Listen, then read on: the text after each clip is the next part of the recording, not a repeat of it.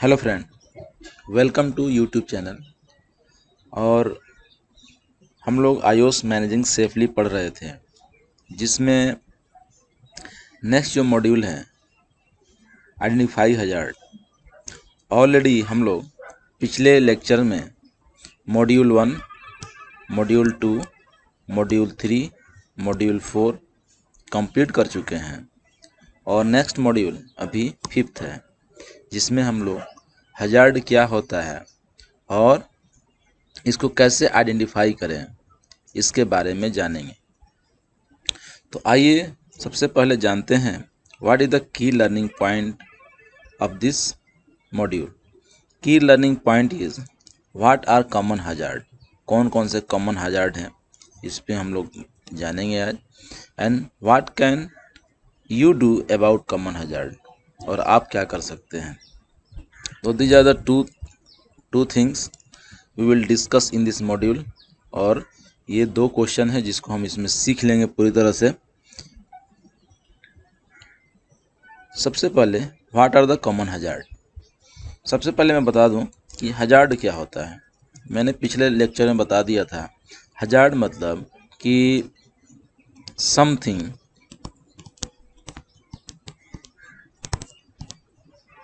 which has potential to cause harm.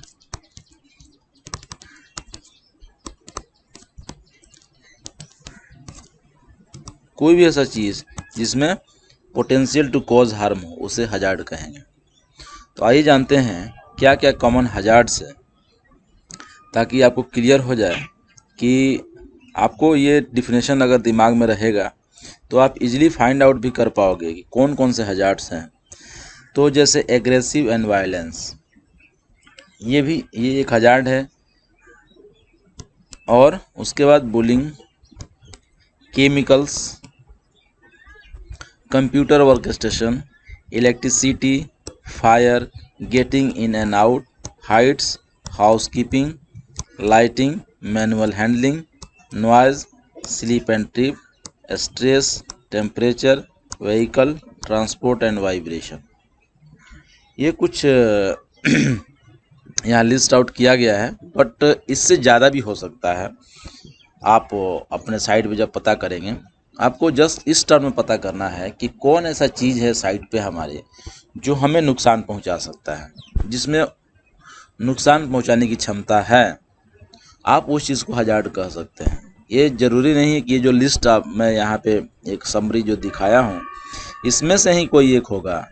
ये आपके site पे डिपेंड करता है कि आप कहाँ काम करते हैं। अकॉर्डिंग टू दैट आपको बहुत सारे आपके अपने वर्क स्टेशन पे जो है आपको हजार्ड मिल जाएंगे और आप उनको लिस्ट आउट कर लीजिए।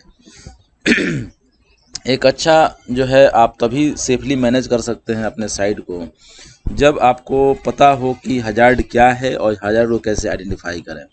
क्योंकि जब तक हजार्ड को आप आइडेंटिफाई नहीं करिएगा तब तक आप उसके रिस्क को नहीं पता करेंगे और तब तक आप उस पर कंट्रोल नहीं कर सकते हैं। तो सबसे अच्छा तरीका है कि आप हजार्ड को आइडेंटिफाई करें, और जितने अच्छे से आप कर पाएंगे उतना ही अच्छा आप कर पाएंगे सेफ्टी में।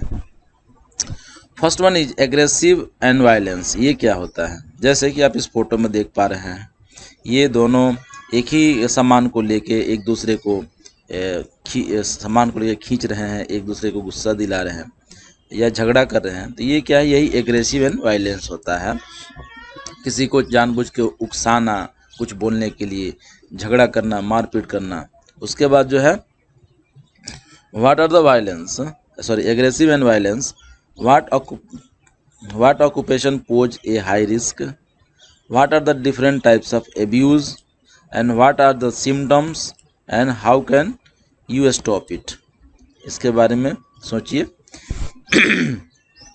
जैसे जब भी इस तरह कहीं पे खासकर जो पब्लिक सर्विस करता है ऐसे ऐसे जगहों पे ये ज़्यादा होता है एग्रेसिवनेस। एक मिनट।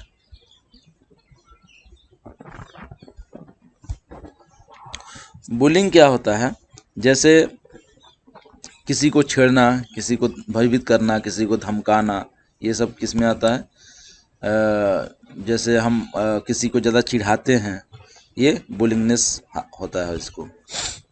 जैसे कि आप बुलिंग का एग्जाम्पल आप यहाँ पे देख लीजिए।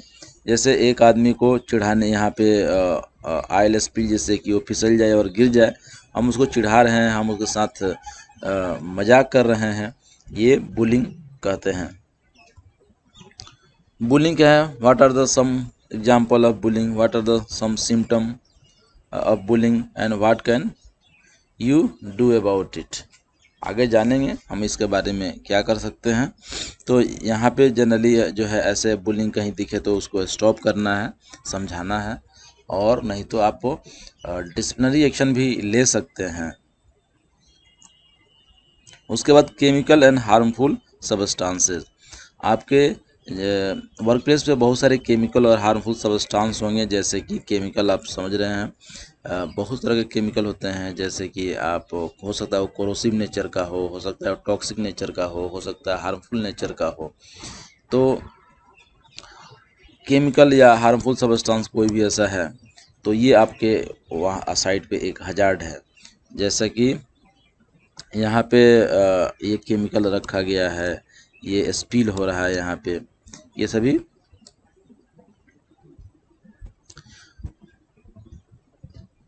तो आपको पता करना है कि कौन कौन सा हार्मफुल केमिकल जो है आपके साइड पे पाया जाता है। जैसे मान लेते हैं कि हार्मफुल केमिकल में जैसे सोडियम बाइकार्बोनेट, आपको अमोनिया, या हो सकता है कि आपको सल्फर, या हो सकता है कि आप जिस तरह का भी केमिकल आपके है आप पता करेंगे खुद, ताकि आपको पता हो जाए कि ये एक हजार्ड है। कोई भी ऐसा केमिकल जिसका हार्मफुल टॉक्सिक या हमारे ऊपर कोई बैड इफ़ेक्ट पैदा करता है, कोई हार्मफुल इफ़ेक्ट करता है बॉडी के ऊपर, वो जो है केमिकल हार्मफुल में आएगा। और how are harmful substance identify, कैसे आप जस्ट एक विजिट करिए अपने वर्क प्लेस का और पता करिए कहाँ कहाँ हार्मफुल सब्सटेंस है। How can chemical affect you, chemical हमें कैसे अफेक्ट कर सकता है। हम जब सांस लेंगे या हम जब टच करेंगे तो हमारे स्किन को हो सकता है इरिटेशन करेगा, बर्न करेगा, या जब हम इनहेल करेंगे उसको तो हमारे फेफड़े को नुकसान पहुंचाएगा। तो ये इस तरह से कई है तरीके हैं जिससे वो हमें नुकसान पहुंचा सकता है। What do you need to do, हमें क्या करने को हो सकता है। तो जनरली हम क्या करते हैं, उसको सही जगह पे रखते हैं, MSDS लगा के रखते हैं। उसका एक बोर्ड होता है जिस पे लिखा रहता है कि अगर कुछ हो तो क्या करना है। और ऑथोराइज आदमी ही, पहले ही बताया था कि एक उसको कवर कर दीजिए, किसी बंद कर दीजिए दरवाजे के अंदर, ताकि ऑथोराइज आदमी ही उसको टच कर पाए। उसके बाद कंप्यूटर वर्क स्टेशन जो है वो किस तरह का खतरा है। कंप्यूटर वर्क स्टेशन अगर सही बैठने का पोजीशन ठीक ठाक नहीं है, अगर ग्लेयर जो है ज़्यादा आ रहा है आँखों पे, तो ये क्या है, एक हजार्ड है। उसके बाद कंप्यूटर में जनरली इलेक्ट्रिसिटी रहता है, इलेक्ट्रिसिटी भी एक हजार्ड है। तो what are the main injury associated with the work involving injury, तो जनरली बैक पेन हो जाता है। What can we do to prevent it, तो हम फ्रिक्वेंटली ब्रेक लेंगे। जो हमारा चेयर और टेबल का डिज़ाइन होगा एर्गोनॉमिक होना चाहिए, मतलब सही पोजीशन पे होना चाहिए। इलेक्ट्रिसिटी एक हजार्ड है किसी भी साइटों पे। आजकल तो हर एक साइटों पे इलेक्ट्रिसिटी के बिना कोई काम होने वाला नहीं है। तो इलेक्ट्रिसिटी अगर सही से यूज नहीं किया जाए, प्रॉपर इंसुलेशन वगैरह ना हो, तो ये एक खतरा है हमारे लिए। जैसा कि आप यहाँ पे देख पा रहे हैं, यहाँ जैसे केमिकल स्पिल हो रहा है और यहाँ पे सॉकेट है। अगर इसमें मॉइस्चर आने से एक तो ये वायर ख़राब हो जाएगा, और ये मॉइस्चर आने से यहाँ इलेक्ट्रिसिटी का शॉक होने का चांस है। उसके बाद how can electricity harm you, electric shock लगता है जिससे कि या तो इंटरनल बर्न हो जाएगा या हमारे हार्ट को इफ़ेक्ट करता है, तो ये हमें ज़्यादा नुकसान पहुंचा सकता है। What do you do in the event of harm, अगर हार्म होता है तो क्या करेंगे, तो हम फर्स्ट एड देंगे, हॉस्पिटल ले जाएंगे। What can you do to prevent harm, तो इसके लिए हम प्रॉपर इंसुलेशन हो, प्रॉपर जो है वायरिंग वगैरह प्रॉपर हो, और वहाँ पे कोई केमिकल स्पिल या वाटर का स्पिल ना हो, ये ख्याल रखेंगे। उसमें फ्यूज लगाएं, उसमें ELCB लगाएं, तो भी जाके हो जाता है। फायर इसमें हम लोग कंट्रोल मेजर नहीं पढ़ रहे हैं कि क्या आगे प्रिकॉशन लेना चाहिए, हम लोग जस्ट हजार्ड को आइडेंटिफाई कर रहे हैं। और आप ये चीज़ को आप जो है अपने वर्क प्लेस से रिलेट करें। जो क्वेश्चन है कि आपके साइट पे कौन सा केमिकल है, कौन सा फायर हजार्ड है, कहाँ कहाँ, तो ये एक फायर जो है हजार्ड हर जगह है। तो फायर जैसे कि कोई भी आप किचन में काम कर रहे हैं, वहाँ पे आप जो है गैस का यूज़ करते हैं, या बहुत जगह शॉर्ट सर्किट से भी आग लगने का चांस रहता है। तो ये जो है हर जगह जो है ये खतरा रहता है फायर का। तो हाउ कैन फायर स्टार्ट, तो फायर स्टार्ट होने के लिए 3 चीज़ चाहिए, ऑक्सीजन और फ्यूल, और आपको कोई इग्निशन जो है स्पार्क चाहिए, इग्निशन हीट चाहिए उसको, ताकि वो आग लगे। ये तीनों चीज़ जहाँ भी मिलेगा वहाँ आग लगने का चांस है। अगर ये तीनों चीज़ नहीं मिलता है तो आग नहीं लगेगा। तो आप तीनों को देखेंगे कि फायर कहाँ है, सॉरी हीट कहाँ मिल रहा है, फ्यूल कहाँ है, और एयर तो हर जगह है। तो ये तीनों को अगर जब तक आप मिलने नहीं देंगे तब तक फायर नहीं होगा। तो आपको ये तीनों को सेपरेट कर देना है। उसके बाद how can fire be prevented, तो फायर कैसे प्रिवेंट कर सकते हैं, तो यही मेथड से आप तीनों को सेपरेट कर दीजिए। और how should you prepare for emergency situation, तो इमरजेंसी सिचुएशन के लिए हमें एक तो जैसे आप देख रहे हैं कि फायर एग्जिट होना चाहिए, कि अगर हम फायर हो तो हम वहाँ से निकल सके। उसके बाद फायर एक्सटिंग्विशन वगैरह आप रखें वहाँ पे, फायर बकेट रखें, सैंड बकेट, जिससे कि हम आग को बुझा पाएँ। How should you prepare for emergency situation, what are your responsibility बाद कि जब भी कुछ इमरजेंसी है तो सायरन बजाना है, सबको अलर्ट करना है, सबको बाहर निकालना है, सबको असेंबलिंग पॉइंट पर ले जाना है, वहाँ से रेस्क्यू करना है, रेस्क्यू टीम होनी चाहिए। तो इस तरह का जो है आप इमरजेंसी प्रोसीजर जो है रिस्पॉन्सिबिलिटी कर सकते हैं कि आप इमरजेंसी में किसको क्या करना है। बहुत सारा जो है रेस्क्यू टीम भी होती है वर्क प्लेस पे, तो आप उसको बना सकते हैं। उसके बाद गेटिंग इन एंड आउट, अगर जैसे कि मैं बताया फायर होगा तो बाहर निकलने का रास्ता होना चाहिए। तो अगर कोई रास्ता ब्लॉक है आने जाने का तो ये भी एक हजार्ड है। क्यों, इन केस ऑफ इमरजेंसी हम उसमें फंस जाएंगे और हमारी जान जा सकती है। तो गेटिंग इन एंड आउट जो है काफ़ी इम्पोर्टेंट है। जैसे कि आप देख पा रहे हैं यहाँ से निकलने और जाने का, लेकिन यहाँ पे ये ब्लॉक कर दिया गया है, चाहे कुछ मटेरियल यहाँ पे रख दिया गया है, तो इमरजेंसी में हम यहाँ से बाहर नहीं जा सकते। तो ये क्या है, ये एक हजार्ड है। आपको तुरंत ये इस चीज़ को क्लियर कराना है। अगर आप अपने साइट पे काम कर रहे हैं तो आप इस चीज़ को देखें, कहीं एंट्रेंस तो इन एंड आउट तो ब्लॉक तो नहीं, अगर ब्लॉक है तो तुरंत क्लियर कराएं, क्योंकि कभी भी इमरजेंसी कुछ हो गया तो बाहर आदमी नहीं निकल पाएगा। How can entrance and exit be harmful, मैंने बताया कि कुछ भी इमरजेंसी में आदमी फंस जाता है और जान चली जाती है, तो ये इसलिए हार्मफुल है हमारे लिए, हमको नुकसान पहुंचा सकता है ये, इसलिए हम उसको क्लियर रखते हैं। What can you do to prevent harm, बस एंट्रेंस क्लियर करेंगे और क्या करेंगे। हाइट जॉब एक हजार्ड है, और हाइट से फैटिलिटी ज़्यादा होती है। बहुत ज़्यादा आदमी जो है हाइट पे काम करने के दौरान गिर जाते हैं, जिससे उनको काफ़ी चोटें आती हैं, यहाँ तक कि फैटल एक्सीडेंट भी हो जाता है। तो हाइट जो है काफ़ी मैं मानता हूँ क्रिटिकल एक्टिविटी है, और मेजर एक्सीडेंट जो इन कंस्ट्रक्शन में वो हाइट वर्क के कारण होता है। तो हाइट वर्क में जब भी आप काम करेंगे तो ये एक तो फॉल का चांस रहता है, कोई आदमी जो है इसके ऊपर से गिर सकता है, या कोई मटेरियल ऊपर से गिर सकता है, ये दोनों चांस रहता है। तो अगर ये कोई वर्कर ऊपर से नीचे गिर सकता है तो उसे जो है नुकसान पहुंचाने की, उसे जो है चोट लगने की संभावना रहती है। अगर कोई मटेरियल गिरता है तो नीचे में अगर कोई आदमी खड़ा है तो उसे चोट लगने की संभावना रहती है। तो ये जो है हाइट जॉब जो है काफ़ी हजार्डस है। उसके बाद how can you increase safety when working at height, तो सेफ्टी कैसे कर सकते हैं, अगर कॉमन आइडिया आपको बोले तो सेफ्टी बेल्ट लगाना है। कोई सीढ़ी पे चढ़े तो सीढ़ी प्रॉपर होना चाहिए, सारे उसके कंडीशन ठीक ठाक होने चाहिए। नीचे एक आदमी पकड़ा हो, नहीं तो नीचे में सीढ़ी सिक्योर होना चाहिए, कोई आदमी सॉरी ये यहाँ पे सिक्योर होना चाहिए, ऊपर में बंधा होना चाहिए ताकि वो गिरे नहीं। और हाइट पे जब भी काम करे तो उस आदमी मेडिकली फिट हो, इसके लिए वर्टिगो टेस्ट वगैरह होना चाहिए। तो ये आप सोच सकते हैं, बट इसको आगे हम डिस्कस करेंगे। यहाँ पे केवल हमारा इस मॉड्यूल का है आइडेंटिफाइंग हजार्ड, यानी कि खतरे को कैसे पता करें। तो हम उस चीज़ पर ज़्यादा डिस्कस नहीं करेंगे कि कैसे क्या इसका कंट्रोल मेजर होगा। तो हाउस कीपिंग जो है एक खतरा है, क्योंकि अगर हाउस कीपिंग प्रॉपर नहीं होता है तो एक तो हाउस कीपिंग प्रॉपर नहीं होने से तो फायर का चांस होता है, स्लिप ट्रिप का चांस रहता है, उसके बाद जो है समय भी ज़्यादा लगता है किसी काम में, और उसके बाद जो है वहाँ पे हाइजीनिक भी नहीं रहता है प्रॉपर हाउस कीपिंग ना हो तो कई हैं। तो इसलिए हाउस कीपिंग अगर प्रॉपर नहीं है तो ये हमारे लिए क्या है, एक खतरा है, हजार्ड है, और हम इसको कंट्रोल करेंगे। कैसे कंट्रोल करेंगे? हाउस कीपिंग करके कंट्रोल करेंगे, सब कुछ सही जगह पे रखेंगे, क्लीन रखेंगे। तो जैसा कि आप देख रहे हैं ये सारा मटेरियल ऐसा फेंका गया है, तो ऐसे चीज़ों में आग लगने का भी ज़्यादा चांस रहता है। तो how can poor house keeping cause harm? कैसे कर सकता है, मैंने आपको बता दिया। What can you do about it? तो हम क्या कर सकते हैं हाउस कीपिंग के लिए? एक शेड्यूल बना देंगे, उसके लिए आदमी रखेंगे और इंस्पेक्शन करेंगे। इससे क्या है, प्रॉपर हाउस कीपिंग होगा।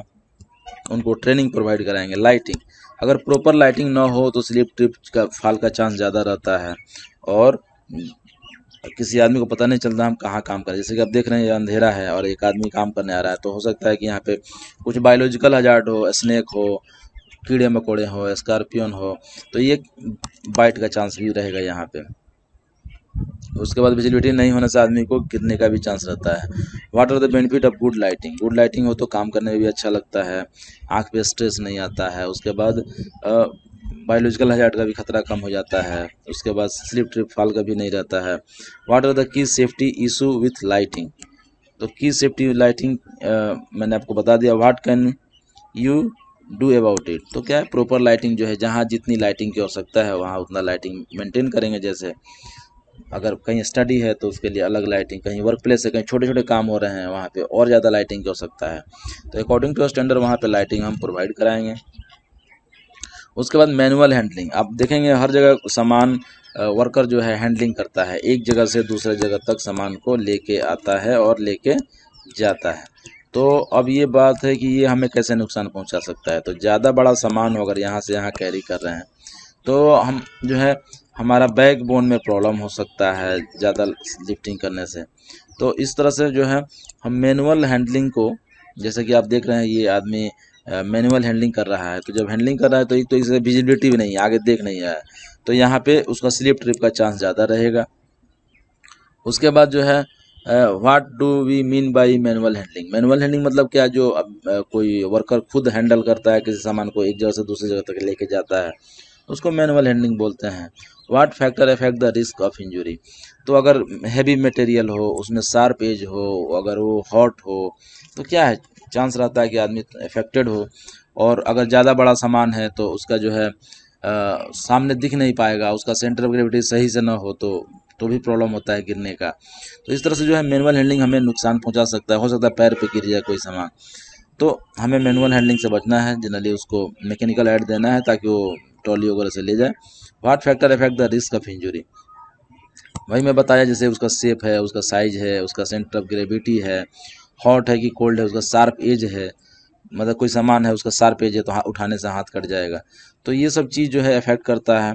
और ज़्यादा हैवी मटेरियल उठाने से ये क्या है, उसके बैक बोन में प्रॉब्लम हो जाता है। जैसे आप देख रहे हैं अभी तो ये जवान है, लेकिन ऐसे बूढ़े में क्या होता है, बैक बोन में प्रॉब्लम हो जाता है और हमेशा दर्द रहता है रीढ़ की हड्डियों में।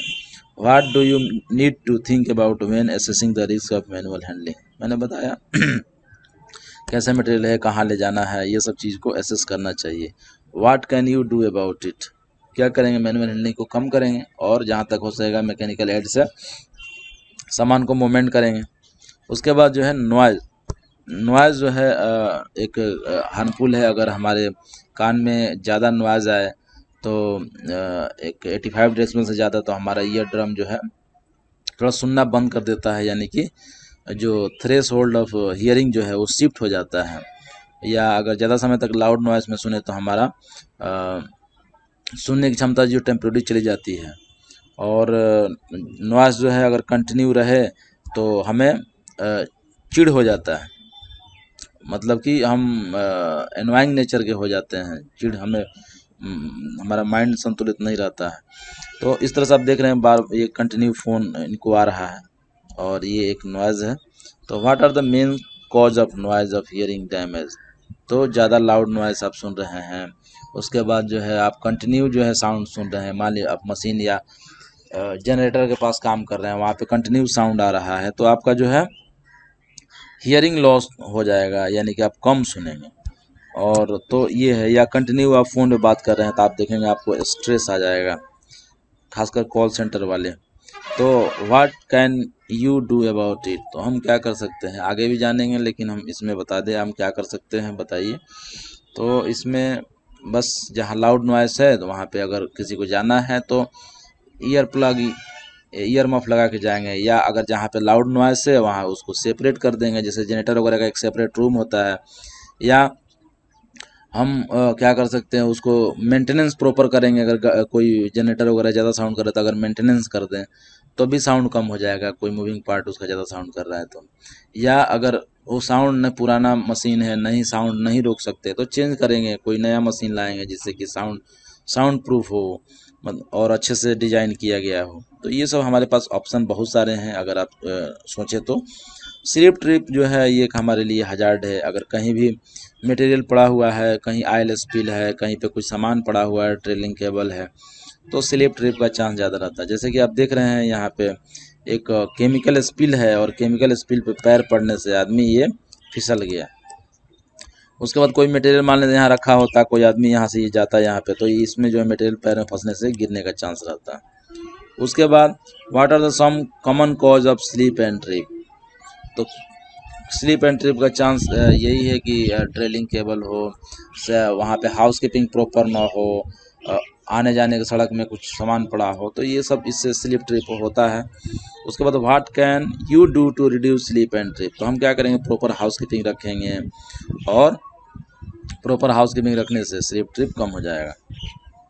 उसके बाद जो है स्ट्रेस, आप देखते हैं कि आदमी जब काम करता है तो ज़्यादा बर्डन होने से भी स्ट्रेस होता है, या प्रॉपर लाइटिंग ना हो तो आँख पे स्ट्रेस आता है, या ज़्यादा अगर नॉइज़ है आसपास में तो आदमी को दिमाग जो है काम करना बंद कर देता है, यानी कि स्ट्रेस आता है उसके दिमाग के ऊपर। तो स्ट्रेस जो है ज़्यादा आप, या ओवरलोड काम दे दिया गया भाई आपको इस टाइम के अंदर, जैसे कि आप देख रहे हैं कि हमको इतना देर में इतना काम करना है, तो आदमी एकदम स्ट्रेस में आ जाता है और जल्दी जल्दी काम को करता है। तो what factor can cause stress, stress जो है आपको, जैसे कि मैंने बताया आपको, जैसे लाइटिंग वगैरह प्रॉपर नहीं है ये, तो ये है। What are the common effect of stress, stress आने से आदमी क्या है, आदमी मतलब कि एनवाइंग नेचर का हो जाता है, वो हमेशा चिढ़ता है और उसका जो है माइंड बैलेंस नहीं रहता है। What can you do about it, तो हम इसको प्रॉपरली मैनेज करेंगे, वहाँ पे एक फ्रेंडली इन्वायरमेंट अपने जो भी ऑर्गेनाइजेशन है वहाँ पे डेवलप करेंगे, ताकि जो है इसको कम किया जाए। और कहीं ऐसा लग रहा है तो उसको रिपोर्ट करना है, ज़्यादा स्ट्रेस है तो, और जो है इसको कंसल्टेशन के द्वारा कम करना चाहिए। टेम्परेचर जो है, अगर प्रॉपर टेम्परेचर ना हो तो बॉडी जो है स्वेटिंग करता है, बहुत ज़्यादा पसीना निकलता है, और उसके बाद जो है इसका जो हीट स्ट्रोक होने का चांस, जैसे क्या बोलते हैं उसको, टेम्परेचर ज़्यादा होने से बॉडी का जो है ना थर्मल बैलेंस जो है बिगड़ जाता है, और आदमी को काफ़ी नुकसान पहुंचने की क्षमता होती है। जैसे मान लेते हैं कि कोई इंडोर काम हो रहा है, वहाँ पे सारे दरवाजे बंद है तो टेम्परेचर ज़्यादा हो गया, आदमी को पसीना आएगा और चक्कर खा के गिर भी सकता है। तो generally what is considered a reasonable temperature to work in, तो जनरली जो है हम टेम्परेचर जो है, हमारे बॉडी का टेम्परेचर 37 डिग्री रहता है। जनरली मैं देखता हूँ लोग जो है 21 डिग्री पे काम करना पसंद करते हैं, 21 डिग्री सेंटीग्रेड पे। AC का जो टेम्परेचर है 21 डिग्री रहता है, और इस पे लोग काफ़ी कंफर्टेबल फील करते हैं। बट ये डिपेंड करता है कि एक्टिविटी कौन सा कर रहे हैं, अगर ज़्यादा काम कर रहे हैं, ज़्यादा जोर से काम कर रहे हैं, मतलब ज़्यादा मेहनत वाला काम कर रहे हैं, तो उनके लिए टेम्परेचर और कम चाहिए, और अगर नॉर्मल काम कर रहे हैं तो उनके लिए टेम्परेचर जो है और ये राइज होना चाहिए। तो ये डिपेंड करता है कि वो कौन सा एक्टिविटी कर रहे हैं, बट टेम्परेचर मेंटेन होना चाहिए। जो हमारे बॉडी का टेम्परेचर, हमारे बॉडी से जो हीट निकल रहा है उसको जो है एग्जॉस्ट करने के लिए बगल का टेम्परेचर कम होना चाहिए, ताकि हमारा बॉडी का जो है थर्मल बैलेंस जो है बना रहे। तो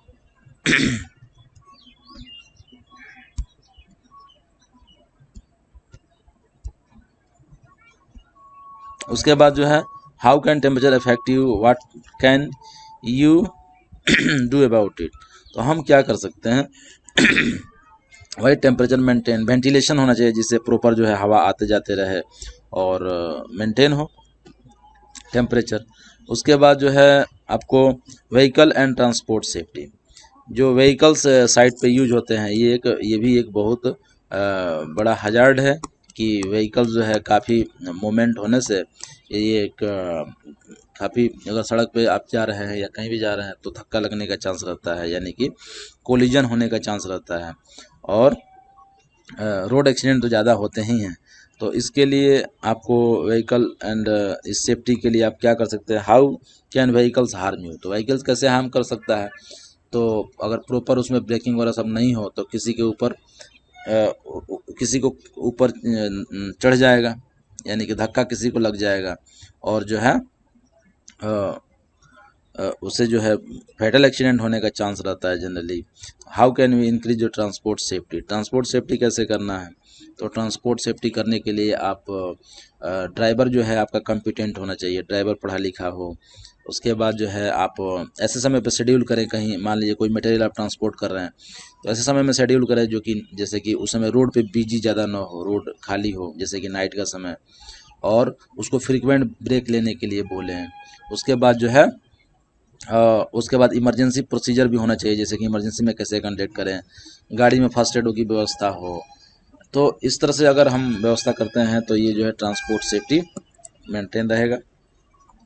उसके बाद वाइब्रेशन, वाइब्रेशन अगर ज़्यादा हो तो हमारे जितने जॉइंट्स हैं उनमें दर्द हो जाता है, और जॉइंट अगर दर्द हो तो ये तुरंत पता नहीं चलता है, लेकिन कुछ लंबे समय तक काम करेंगे तो ये कंटिन्यू जो है आपके जॉइंट में पेन रहेगा, तो इसलिए ये हमारे लिए एक हजार्ड है।